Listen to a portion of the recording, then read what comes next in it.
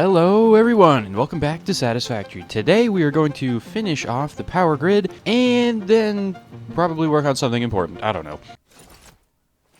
Welcome back. So last episode we obviously built this monstrosity, and you know, the more I think about this, the more I wish that I had went up instead of going across, because that's ridiculous, and if I ever intend to decorate anything revolving around this, I'm going to have to build a huge platform that is halfway off the edge of the map. Maybe someday I'll redo this entire setup, which now that I'm thinking about it is going to be extremely painful if I ever decide to do that. But we didn't do that. We built it across this way, so be it. Anyways, last episode we ran out of encased steel beams, and obviously you can't build these without encased steel beams. So that is the first thing that we are going to do this episode, is we're going to head over to our steel factory all the way back in the old base. We're going to cut off that 120 a minute steel ingots that I'm sending back to the base. We don't really need that anymore, so why don't we use that to get some more encased steel beams? I know we have a pretty high quality limestone vein over there, so we should be able to do it. Also, a couple of times as I was going back and forth, I did notice that on top of this thing, I think there's another crashed ship, which, you know what? Let's see if we can get it. Yep, I can land up here just fine. Well, of course, we're gonna have to deal with this guy, but alright, and here's to hoping this thing does not require something ridiculous, because I don't want to have to run a power line all the way up this mountain. 130 steel beams. Now that I can do. I just gotta grab some from the depot.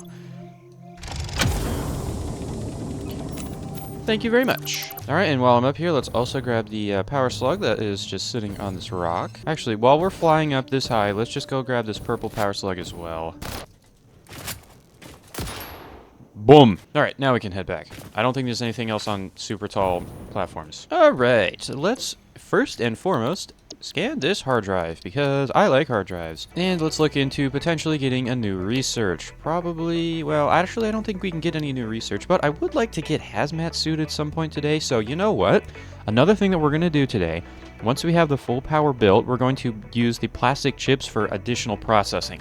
I did say that I was going to do that, and then last episode took like 500,000 years to actually do, so we never got around to doing that. But we can use some of the plastic chips to make the synthetic cloth, and then we can keep the cloth, and then we'll probably just have to make the gas mask filters by hand, which is a little inconvenient because I don't want to use any extra coal, you know, because I think we're currently using all of it. So we probably won't end up doing that, but we could also get this hover pack here and inventory slots, and I'm very curious, so I'm just going to do it.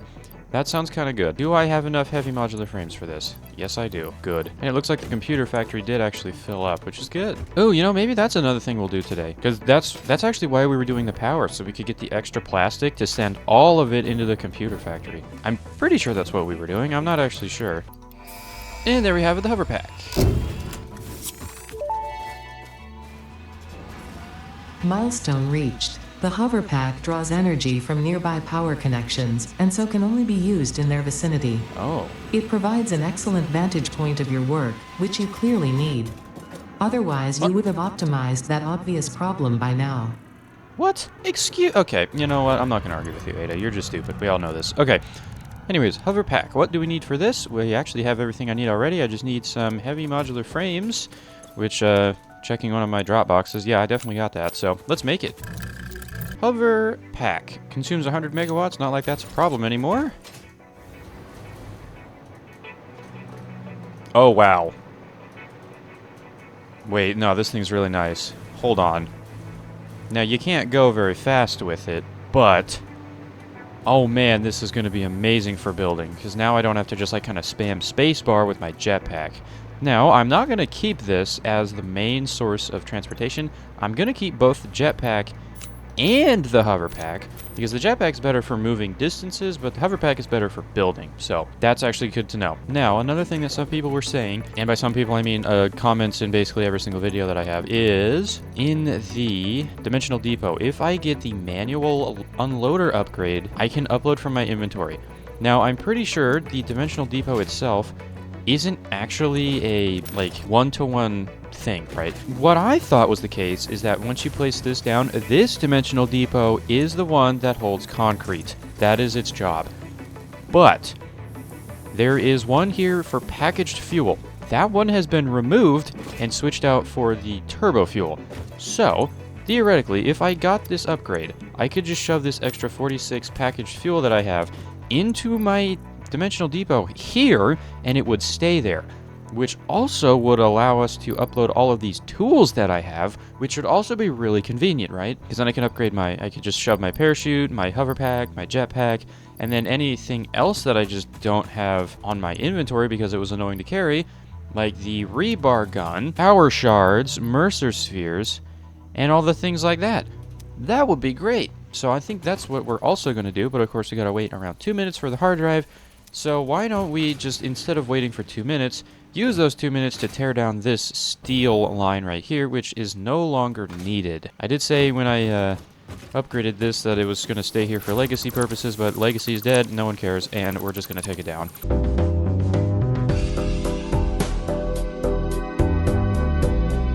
Alright, there we go. Now, we're probably going to just end up reworking this entire factory over here, which, truth be told, is probably a good idea anyways.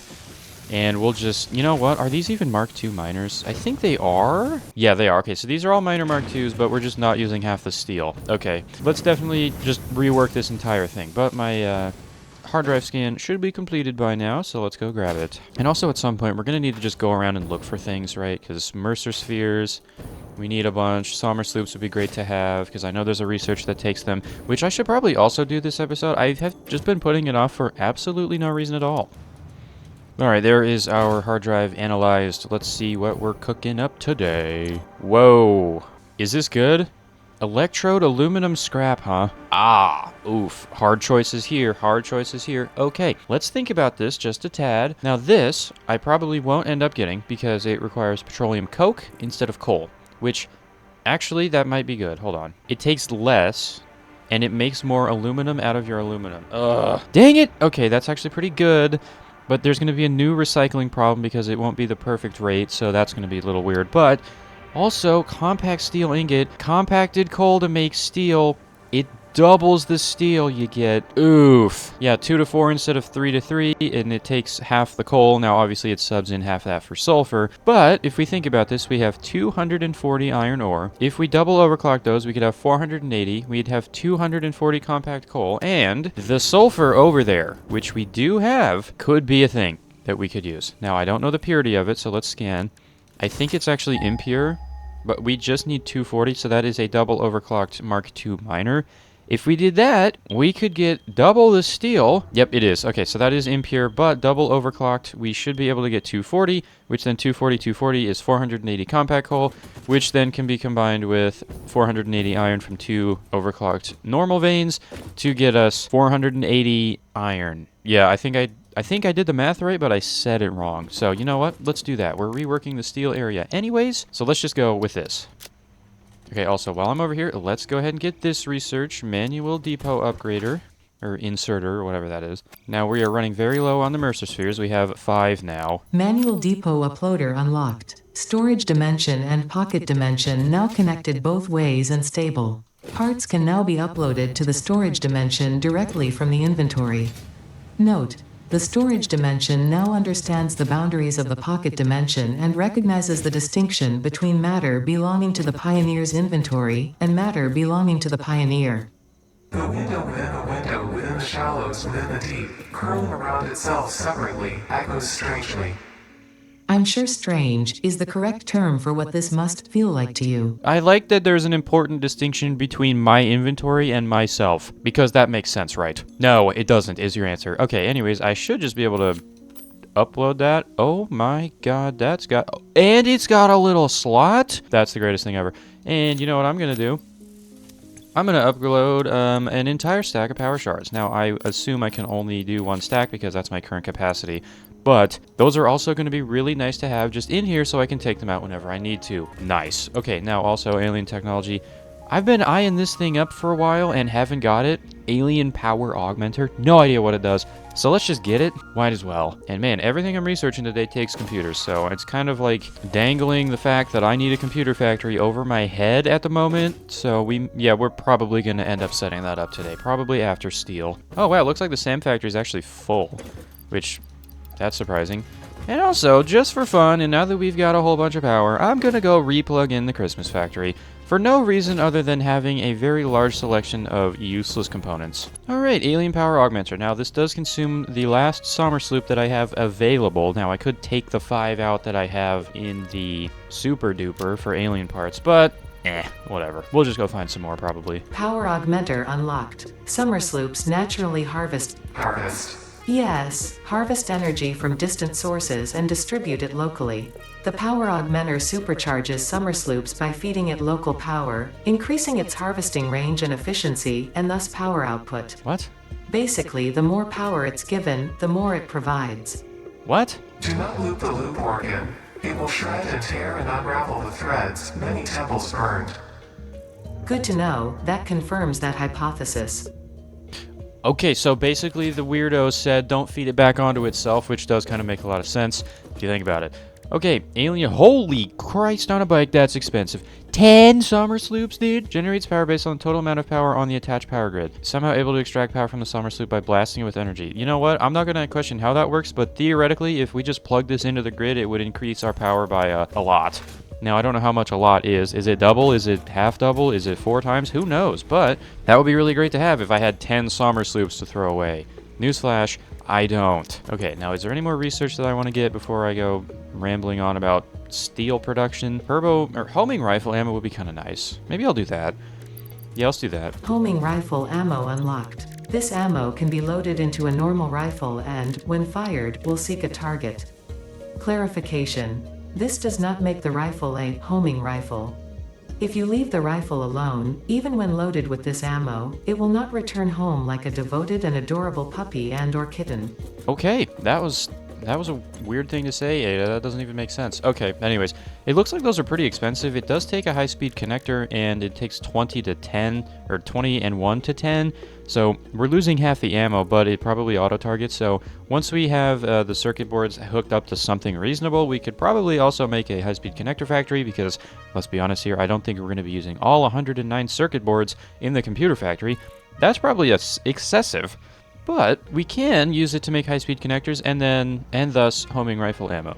Because why not, right? Alright, well, that's enough of that. Anything else in here? If I had more crystal oscillators, I would get scannable hard drives, but I don't, so I think we're just going to go with radar technology.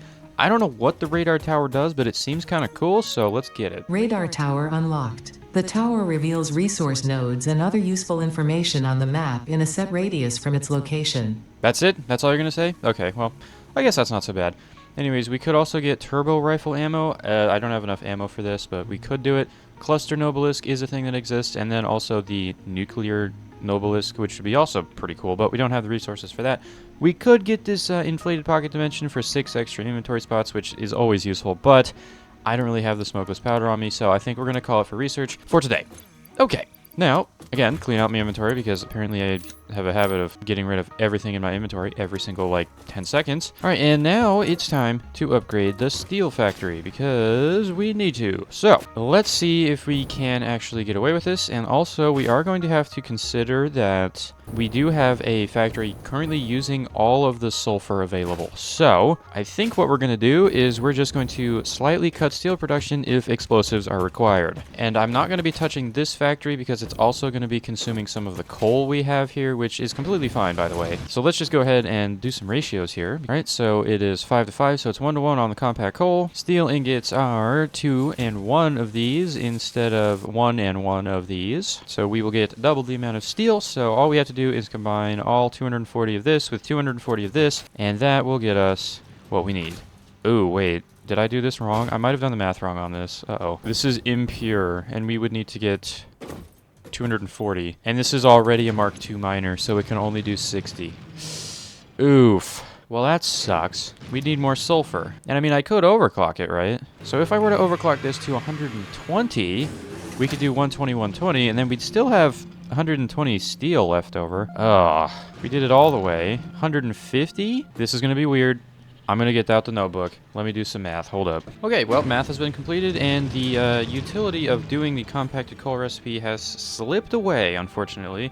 Mostly because we don't really have a whole lot of sulfur, and if I just overclock these all anyways, because power is essentially free now, we could just double this You know, we don't even have to think about the sulfur. And also, maybe I'll come back and I'll do this again once we have the Mark III drills, because then we could just get a whole bunch, and this thing will be capped out because it'll be making 480, but obviously the 3 overclocks, you can't put out like more than 780 because that's the conveyor belt limit. So maybe we'll do the math again, but I think for now, let's just assume that we're not going to be using the compact hole. We'll just be using the normal steel recipe, and we'll just make it more. Actually, you know what? Here's an even better idea. Why don't we go look at the amount of concrete we can make? Because I don't know the purity of this thing.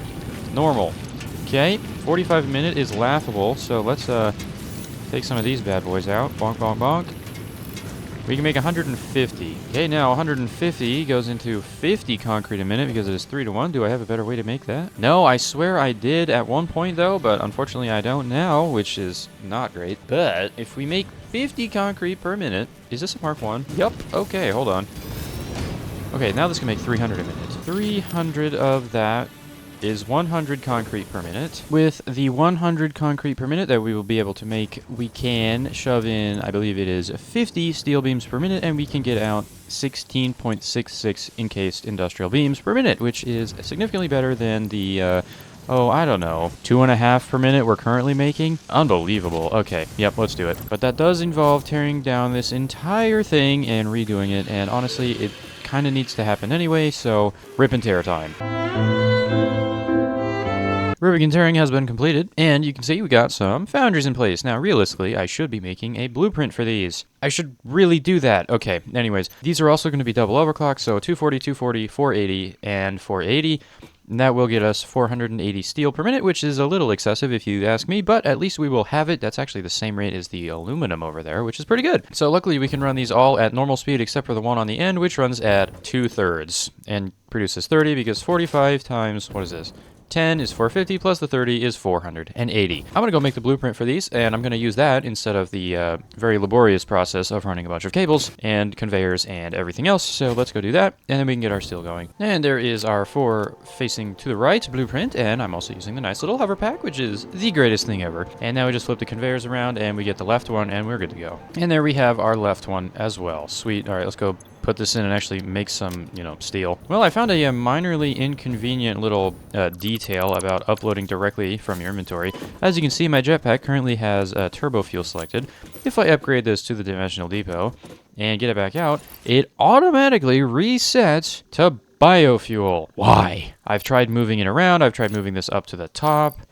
It just resets straight to biofuel every time. That is the dumbest thing I think I've ever seen, and this thing is now going to be staying in my inventory. The hover pack will be going in the depot though because that doesn't have any configurations. Alright, let's actually build this steel foundry. Alright, there we go. Foundry's in place. 480 steel per minute, assuming I have everything plugged in, which apparently was not the case. And now we need to figure out how to divvy this all up, because we're going to need the 3 main steel components, which are pipes, beams, and the encased beams. Now the encased beams obviously take the other beams, so we need to have a nice split, but also we know exactly how many encased beams we can make, so we can know how to split the others accordingly. So actually, let's do the math right now. 300 limestone into 100 concrete, which we already knew was 50 of the beams.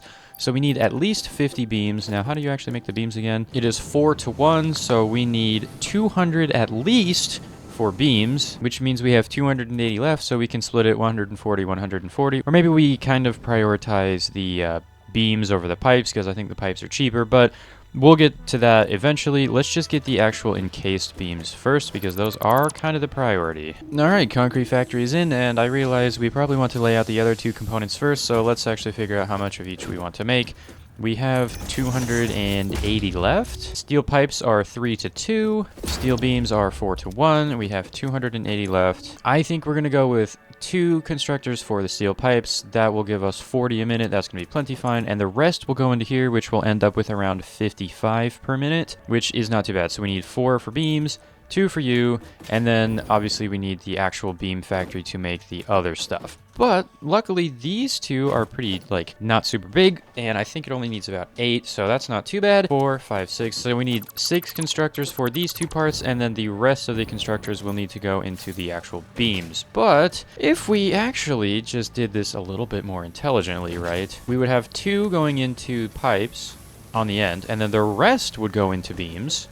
And then we would take the overflow of the beams to go into the storage, and then the other half would go into the encased beams. I actually like that idea. That's pretty good. Let's do it. All right, steel pipes, steel beams are in. Now we got to route these to their appropriate locations, and finding a place for the... How many assemblers were we going with? Oh, no. It's actually only 3. Okay, you know what? This is somewhat reasonable. I'd take it all back. All right, well, a little bit of a Hydra monster up here. This should be our factory complete for steel components. In here we got our steel pipes, which should be being produced as we speak. I think everything is actually running just fine right now. This is at 40 a minute.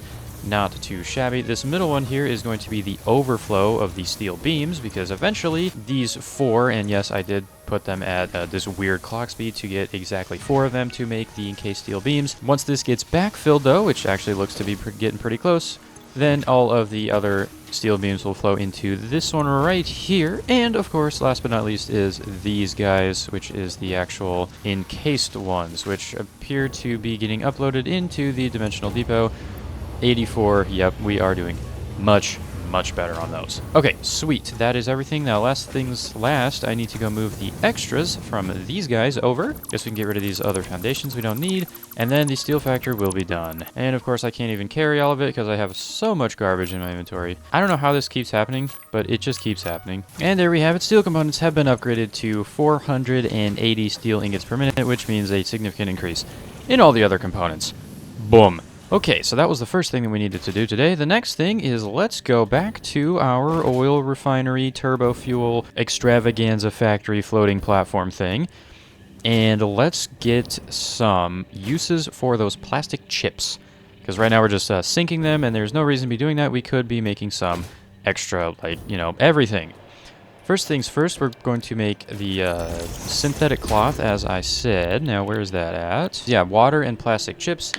Now, realistically, we're not going to be needing that much, but if we have one single water pump, we could make 4, so let's do that. And also, we're probably going to be moving this closer to the lake instead of the other way around, because moving water is a royal pain. And yeah, not very fun to do. But also, doing this first lets us build up a bunch of extra concrete beams, which then we can use to actually finish off the generator thing. And also, I think there's something up here, and I'm going to try to use my altitude here to fly up here. There's a Sommer sloop, there's 2 Sommer sloops, there's radioactive rocks. I take it all back, we are not going up here. Ooh, there's a... Okay, well, I did see that crash ship over there. Now, usually I don't like to just fly into new lands like this, but it is kind of nice, so maybe I'll just run over... Ooh. Hello. I didn't know this was here. Pure coal vein up here? Oh, there's crystal oscillators in there. Oh, it was totally worth coming over here. But yeah, eventually we'll probably go out exploring some more. But for now, I'm gonna get this hard drive here. I gotta get the obligatory free stuff, including the floating rubber. What? 40 crystal oscillators. Oh, totally worth coming over here. That looks to be it. Now, please don't be super hard to open. Just pull the handle. Sweet. But also, one other thing that I haven't really tried yet, I'm pretty sure I can just place a MAM down, do the hard drive scan, and then deconstruct it, right? Because I think the MAMs are shared. Yep, and it's still scanning. Sweet. Okay, so we can just do those on site and then come back, or even just build one whenever we need to. That's good to know. Oh, and now that we actually have the power, we can get rid of these coal turbines, and I think we're actually going to go ahead and do that, because they are actually taking up some of the coal that we could be having, so let's just get rid of these guys. And we can get rid of all this infrastructure over here as well, after I probably end up having to clear out my inventory of all this garbage. Oh, we are back to having an inventory filled with garbage again. Alright, there we go. Now with that coal generator out of the way, A, all the coal is going to be going into the new power setup, and B, we've got a nice little area over here that we can use for the plastic chip refinement, which is exactly what I'm going to do with this area. So let's expand this out just a little bit. I would like to kind of keep this little waterfall visible, so we're not going to go super close to it. Yeah, I think that'll do for now, and we will of course expand it if we do need to. Okay, so now we're going to have to run the plastic chips over from here, which might get a little cramped because of the trains. Okay, there we go. This is the theoretical plastic chips. Now, actually, why don't we sink them now? Because if we put the sink down now, we can actually get this hooked up, and then we don't have to worry about theoretical thinking. We can just do actual thinking. I like this plan. Okay. All right, the middle needs to be set to overflow, and the right and left need to be set to any undefined, which is actually just going to be plastic chips, but we're probably only going to be using the right here. Okay, let's go ahead and plug this in. That is an important thing to do. And now we can go grab the plastic chips. All right, there we go. Plastic chips are now being supplied. Now, theoretically, this thing should be running at, I actually don't know. How many plastic chips a minute are we making? Final count, 400 plastic chips a minute, which currently is only 200, but that's fine.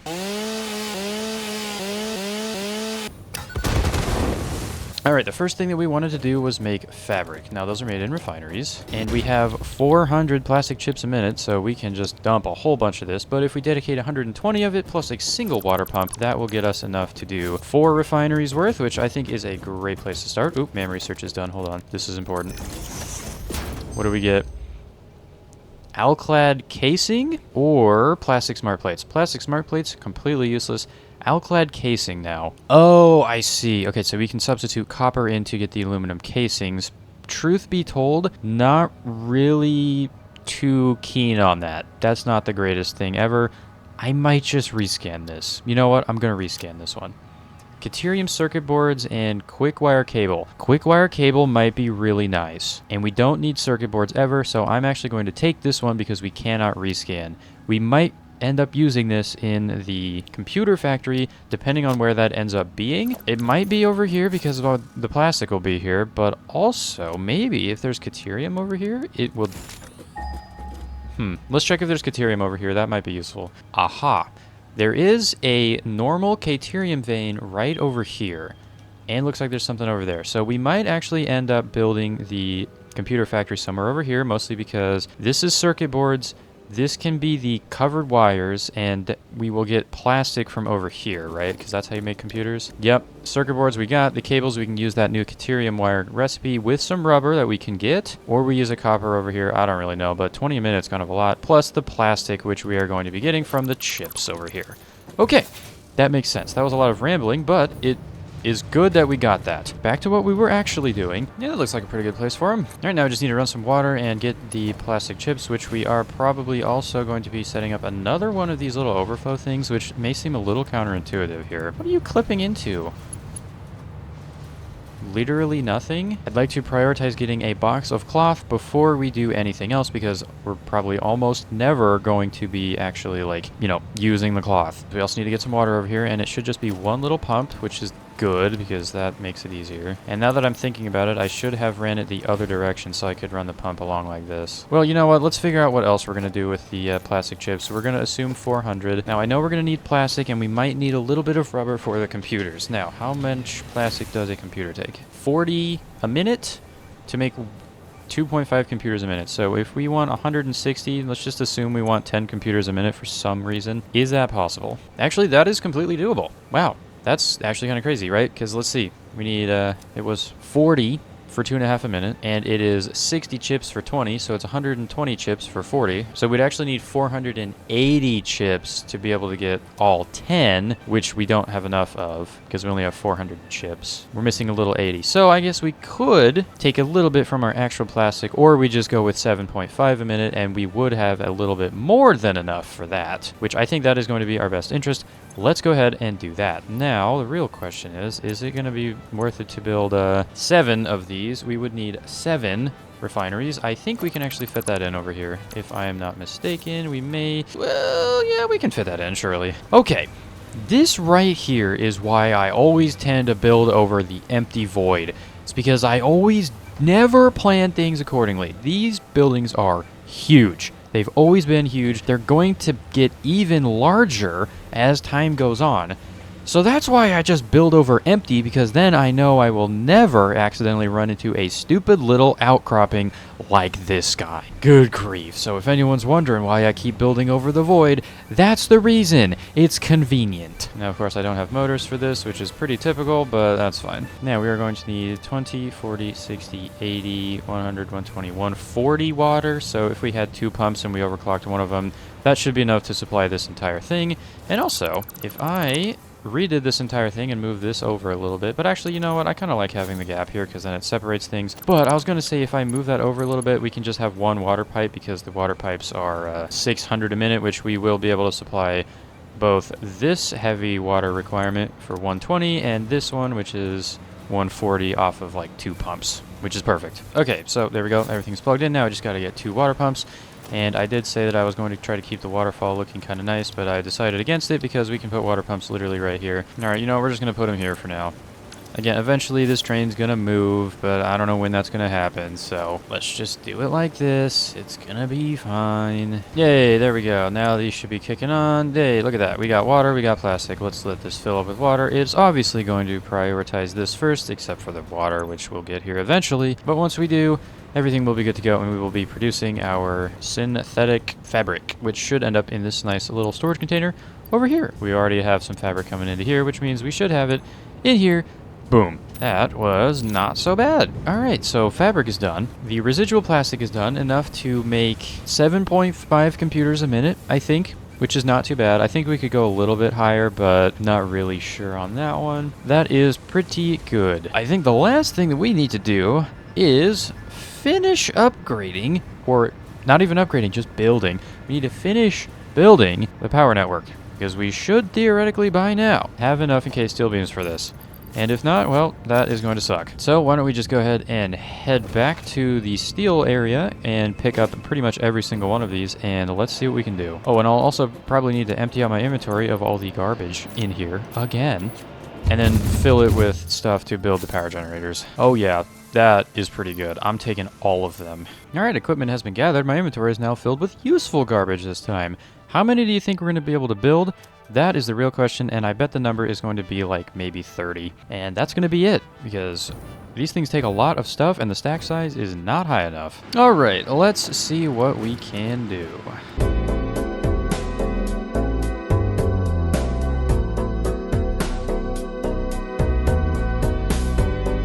Alright, it was motors we ran out of first, which does kind of check out. We're also almost out of steel beams and rubber. Yeah, see what I mean? This is incredibly expensive to build. This is ridiculous. Now also, we could overclock these because there's no downside to doing it, but again, as I said last time, it takes like 200-ish overclocks, and I didn't have enough then, and I definitely don't now, so that is unfortunate. But that's alright, let's just go ahead and get these all plugged in, and try not to step on the death squares. Luckily, this one's going to be easier to build than the other one, aka the one that was 90% over the edge of the map.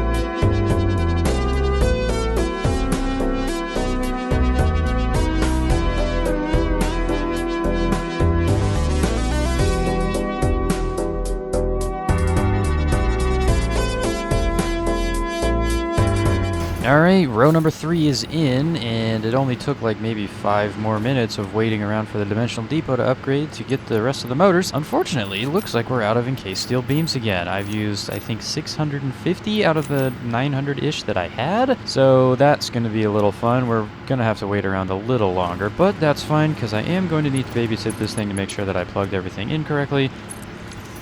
And we can actually get this plugged in and kick-started now, so let's do it. It's already plugged in, we are doing good, and there we have it. The first couple are starting their generation. Now I'm going to go run down the line, make sure everything's plugged in, and then going to have to go back to base and gather up a whole bunch more resources to build the last line. Ooh, so many generators, man. Maybe I should have just went around the map and picked up a bunch of slugs and overclocked everything instead of doing this. Or just went up.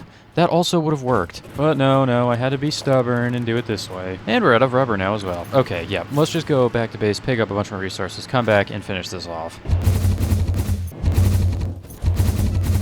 Oh, we were so close. I forgot to grab more steel beams. We got enough for like one more, and I'm gonna go back. Alright, well, I guess we could also do all the piping while we're waiting. That's not a bad idea. And there is the last row completed. Now, of course, we're gonna go do the run through, make sure everything is plugged in.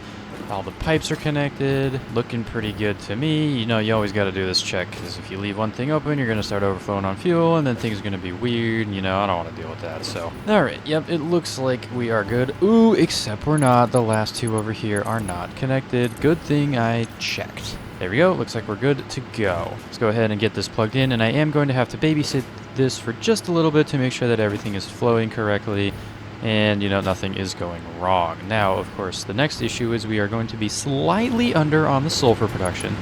This is a known issue, and we will fix it once we get the Mark III miners, but for now, it's just going to have to do. Okay, there we go. These should start turning on. The slower one over here to burn off the extra fuel is on, and all of these guys should be spinning up. Okay, there we go. That is it for the turbo fuel power generation, at least for now. Maybe someday I'll upgrade this to rocket fuel.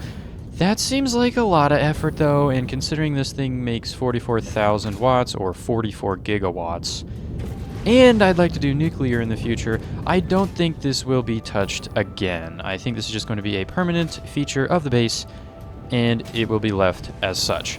Now, of course, with it being permanent feature, we could also do a little bit of decoration, which honestly is not a terrible idea.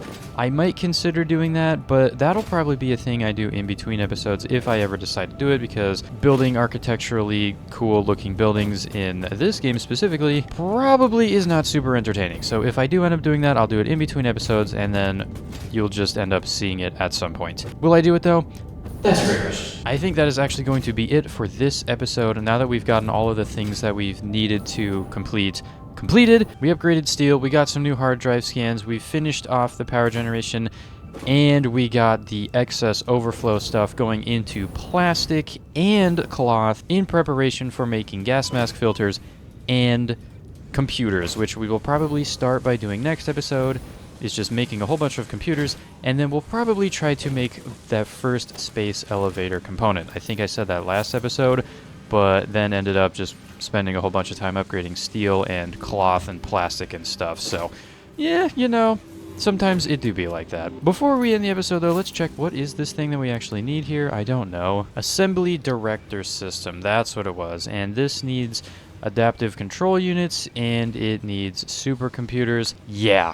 Okay, you know what? That's probably what we're going to end up doing next episode. We are going to get computers going. We will also get the high-speed connectors and AI limiters potentially also being made in factories, because I believe they take similar things. So basically, all of next episode, we are going to be transferring the circuit boards around all across the area, making a whole bunch of different things, starting with computers, of course. Okay, man, oh man. That is a factory if I've ever seen one. Of course, I will be babysitting this in between episodes, and I might also build a SkyTrain blueprint system in between episodes, because I have a feeling that'll be rather boring to watch me place a bunch of train blueprints. But hopefully next episode we will have a really nice system for trains to get all of those computer components built. Goodbye.